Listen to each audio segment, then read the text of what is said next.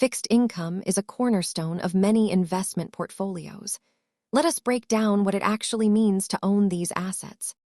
At its heart, fixed income is about stability and predictable cash flows rather than the rapid growth seen in stocks. Investors receive regular interest payments over time. This is why it is called fixed income, because the payments are often set in advance. These assets act like a loan.